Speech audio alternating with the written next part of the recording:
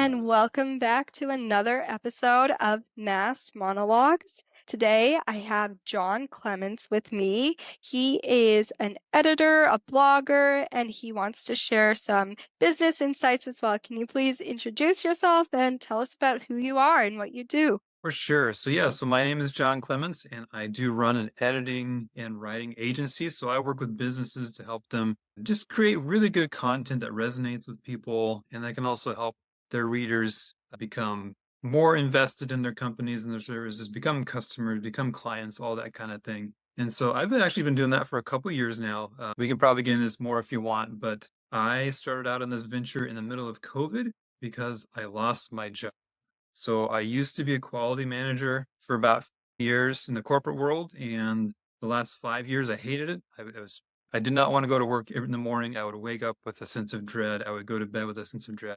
But I was scared. I was scared to do anything about it. But Yeah. fortunately, yeah, I lost out because of COVID. So it forced me to reconsider and find something else. So yeah, that's a bit of my background. We can go more into it, but that's where I come from. Okay, so I just want to go back to your point about losing your job because of COVID. How did you make that transition into from a corporate environment into being like your entrepreneur, into creating your own business, marketing your services? Because that's a leap. It's like this transition from a corporate mindset, this employee mindset to an entrepreneurial mindset. How did you make that transition? And what tips or tricks? Did you consult anyone?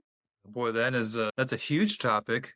I would say, of course, in my situation, I was forced into it because, again, with all the shutdowns with COVID, my company I was working for, they literally couldn't pay my salary. That's why I got let go. There was no performance issues, no nothing like that. Mhm. It's an economic casualty. So what I did was, first of all, I took a couple weeks where I just didn't do anything because I figured at that point I probably earned it, stress. But then I started thinking, okay, what else can I do? Because if the next 30 years of my life involves sitting in a fabric covered box, I don't want to have anything to do with that. So I thought to myself, there has to be something else I can do. And so I started looking into things and I tried a few things, but one thing that I've always enjoyed is writing and actually editing. So I'm the nerdy friend you have when you're writing a college paper and you want someone to look over and find out what that, that's me. That's what I would do for fun because That's I'm a complete nerd. So I said, okay, I have this skill set and I enjoy doing this, editing, writing. I wonder if anyone will pay me to do this. And so I started looking into it and I realized people will pay me to do this. And I'm a little over 40 years old. So I was a little behind the times with respect to all of the opportunities the internet mhm. provide. So once I started down that path, I found this site called Upwork where you can work as a freelancer and you can do things like editing and writing and people will pay you. And so that's honestly how I got my start was just finding and from there finding other opportunities online to just meet people and get clients and start doing work that I enjoyed. And a lot of it was just, and it still is, just that fear of having to go back to the corporate world. That fear is a very strong motivator for me. Yes. So anything I can do to not go back to the corporate world, that's what I want to do. So fortunately, I've been able to make this work. And you know what? I absolutely love just helping businesses, helping clients, helping people take their ideas and get them down on paper in a way that's exciting and resonating and engaging and that helps them grow their business. So yeah, that's the Reader's Digest version of how I got started. Yes. You say you use Upwork. I'm not familiar with that platform, but I am familiar with platforms such as Fiverr, which is another freelancing platform. So, can you explain a little bit about it and how you would become a freelancer on that platform? Absolutely. So Upwork is very similar to like freelancer.com or Fiverr. There's a number of them out there. I had success with Upwork, so that's what I went with. Upwork's very easy to get started with. Let's say, like me, you want to maybe jump into editing, or maybe you want to explore being a virtual assistant or a contract project manager, whatever it might be, software developer, any of this. You can do this all on Upwork. And it's really as simple as going to their website and just signing up for an account. And once you do that, you have to go through their training, which they do a great job of onboarding you. And then once that's done, you can start building out your portfolio and your profile, and you can start applying for jobs. And it's as simple as going to the jobs page and doing some searching and finding jobs you think you might do well and submitting a proposal. So it's all done on the site. It's all very slick. It's all very easy to do. And the best part of all is it's free. There's no cost. You can pay for some services, but you don't have to. And so yeah, that's really where I got my start. And it is, I will say, the value you get out of it is going to equal the effort you put into it. You're Yeah. not going to get a sale on your very first proposal. It's going to take a while, but if you can be dedicated and spend time every single day working at it, submitting for jobs, refining and polishing your proposals and your profile, you can see success with that.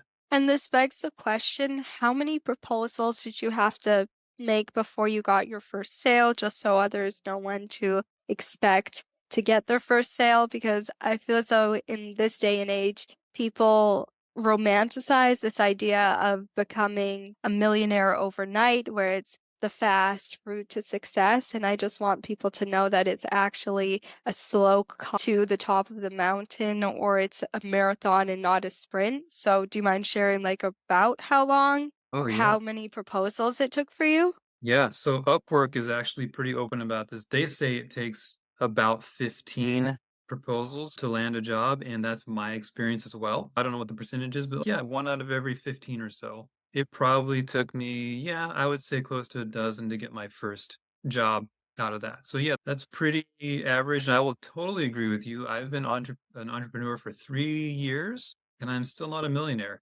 It is definitely a slow climb. Maybe one day though. Yes, no, that's not too bad. I'm just thinking about it. 15 proposals. How do you make those proposals? Do you just get in touch with the company or the client, or you just post it on the Upwork website and people come and find you? Yeah, what happens is if you're a business looking for to fill a position or looking for some work done, you will actually go and post a job where you can, it's just like any other job site where you can post what you're looking for, how much you're willing to pay, what the job entails. So you're actually going to respond to that job offer with your proposal. So it makes it real convenient. You don't have to go like just posting things at random, but there's specific jobs that you're going to apply for.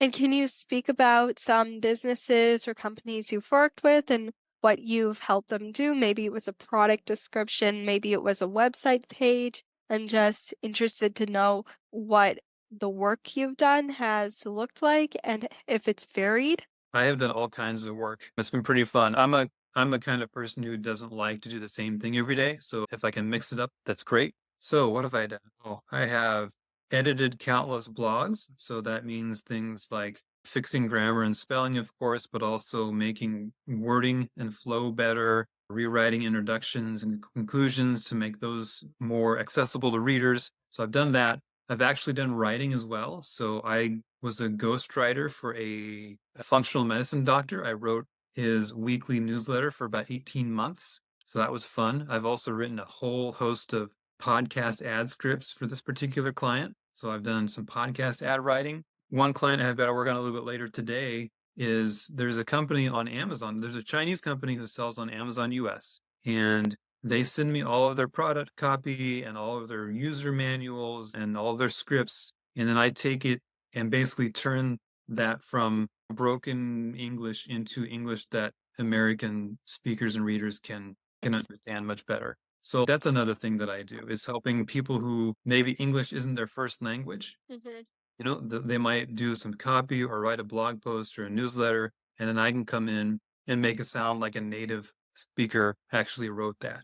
And I'm actually here to tell you that's the hardest thing that I do, but it's also a rewarding thing. So yeah, I do all of those things and more. It really just depends on what the client needs. Yes. And I'm wondering, because of the rise of the use of AI technologies like ChatGPT and other writing technologies, have you seen a decline in the work that you're doing, or has it been or stayed stagnant? I'm currently going through a bit of a decline, but I don't think it's AI related. I think it has much more to do with inflation, at least here in the United States. I think Yeah. that's taking money out of businesses and people's pockets. So I think that's a bigger issue. But as far as AI goes, yeah, it hasn't impacted my work a ton. But I've been digging into it though, because I think that it may. Here's the biggest takeaway that as an editor and a writer that I have is I don't have a nice way to say this, but AI boring. I agree. I have to agree with you. So I've been researching it and I've found articles that are explaining AI in writing, and I'm going,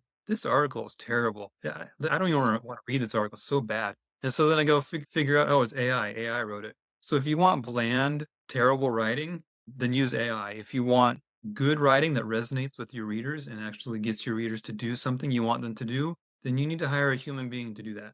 And I don't think that's going to change anytime soon. No, I completely agree. I believe that AI is good if you need to write emails sometimes, if you need a quick email draft, or if you need something that's supposed to be more formal, but nothing for creative writing or anything that's supposed to resonate with an audience. Because I've spoken to some of my friends who are also authors, and they've tried using AI to write a poem or write a story, and it comes out just with this dense piece of writing that doesn't connect with anyone. It's monotone. And I see what you're saying there. Sometimes you actually need that human quality to connect with somebody else. Exactly. Actually, that reminds me, I had this epiphany the other day about AI. It's exactly what you said. AI cannot tell a story about something that it experienced because it doesn't experience anything. Yeah. And stories are so foundational to whether it's songwriting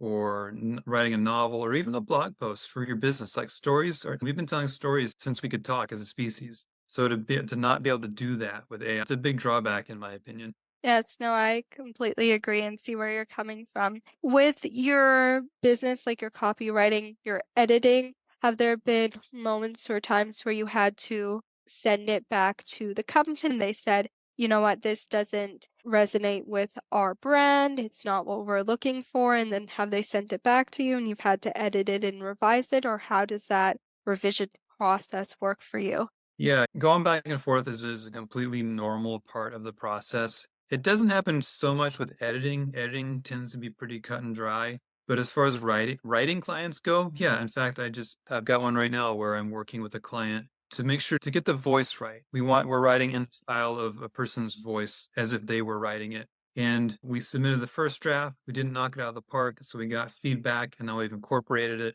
And I think as long as if you're doing what I do, as long as you're okay with the fact that you're not always going to get it 100% correct the first time and are willing to incorporate feedback, like it's okay. No one besides you is expecting you to be perfect. So if you can drop that idea and just say, I'm going to give it my best, and then I'll incorporate feedback and everyone will be happy. And that tends to be what happens. So yeah, feedback's just a normal part of the process. And I'm wondering, as a freelancer, what does your day to day look like? Because obviously you're independent, you work for yourself. Do you have a routine, or do you just work whenever you have time or whenever is most convenient for you? I try to schedule my most important tasks during my what I call being in the zone.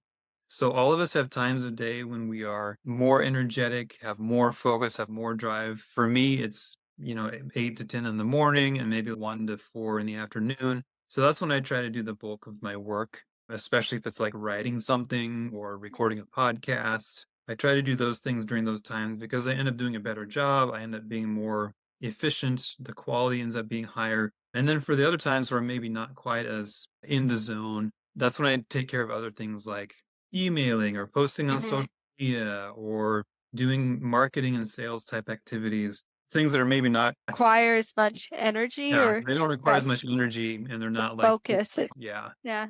No, But I was just gonna say understand where you're coming from, where sometimes you have all this focus, all this concentration, and you can write as much as you need, you can do as many podcasts as you want, but then there's other times where you're like, I just want to sit somewhere comfortable and go on my computer, post on social media, do whatever I need to do that it doesn't require as much effort. And there are those periods of downtime. yeah, for sure. Actually, that's an important point that I do want to mention is so I do have a fairly routine schedule in my day to day. That's how I choose to do it. I don't know if I have to, but I choose to do it that way. But if you're a freelancer or an entrepreneur, something very important to know is you need to schedule downtime. So for me, I don't work on Friday nights. I don't work on Sundays. because if I don't set those boundaries for myself, I will just work all the time. So it's different from as an employee, you work from 9 to 5, that's Yes. my working hours.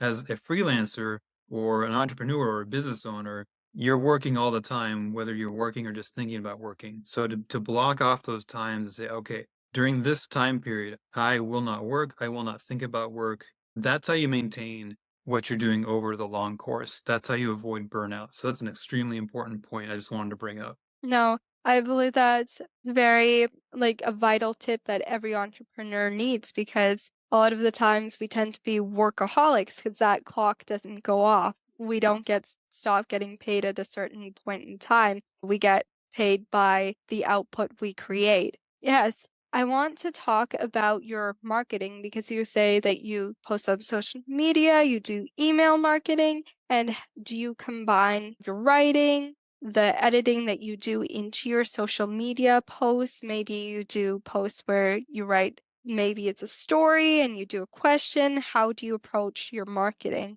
I do. So I've got a blog on my website. That's one aspect of it. So I make sure to tailor my blogs to where they have a really good introduction and they logically have good flow and they end with a strong call to action. So, that's my foundation. And then from there, I will take those and I will pull out those valuable snippets throughout the article and I might post it over on LinkedIn or on Facebook. And then say, if you want to, here's the value in this blog post. If you want to read more, click it or DM me if you want to chat. So I try to post on LinkedIn at least once a day. I also post on Facebook and Instagram once a day. A lot of it is just driving to blog posts, or it's maybe I've been doing a lot of editing quick tips on Mhm. LinkedIn recently where I'm just trying to provide value. Hey, if you're a content creator, here's a really quick thing you can do to make your content a little bit better. You can break up your paragraphs into shorter sections because that helps people to read on their phone a lot better. So things like that, right? Just trying to Yes. provide value instead of just selling all the time. And then, of course, things like going on podcasts. Podcasts are this new marketing thing that we're all looking into. How do we get your name out? How do I get my name out there? How do I provide value to listeners? So between social posting, podcasts, I'm starting to think about how I can incorporate YouTube into it. I haven't done a whole lot over there yet, but I'm YouTube curious. So we'll Mhm. see where that goes. Yes, and with social media, it seems to be difficult to break through the clutter. Would you say that a lot of consistency has to do with that, or what tactics or tools have you noticed have worked for you?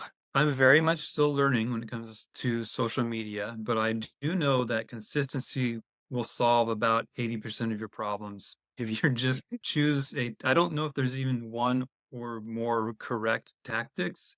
I think choose a good one and be consistent. So that's the route that I follow. And I'm always trying to learn too. So every day I'm looking at other people's posts. What are they doing? Who can give me inspiration? Who's got this figured out? And I can go look at what they do and incorporate it. Being consistent, always trying to learn and being flexible and open to new ideas. Those are the things I would encourage for social media or any kind of endeavor. Yes. And I'm just want to jump back from the corporate environment to being an entrepreneur. What do you think is one lesson that you've learned from this entire experience of being a freelancer, creating your own business? And what would you say to your past self if you could go back and give yourself just one piece of advice? If I could go back to my past self, I would say don't wait so long. Jump in way sooner. I waited about 5 years too long to start doing this, and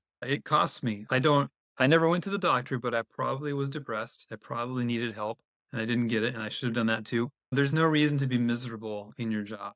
And the biggest thing I've learned is that there will always be fear, there will always be the chance of failure and rejection, but it is so worth it to do it anyway. Fear actually will not kill you. Rejection will not harm you unless you let it. So there's really nothing stopping you from doing what you want to do other than you. The more you can do to become resilient and lean in to those things that maybe make you a little afraid, but you really want to do them, that's the biggest mindset shift that I've experienced. Yes. And when it comes to fear and rejection, how have you experienced fear and rejection in your business? And what did you do during those points of lows? I'll tell you a story that's actually not a part of my business. This is another part of my story that I don't speak much about, but I will tell you. While I was trying to stand up my own editing business, I was also trying to plant a church. So I was trying to get that started again during the pandemic. So the timing wasn't great, but I gave it a try.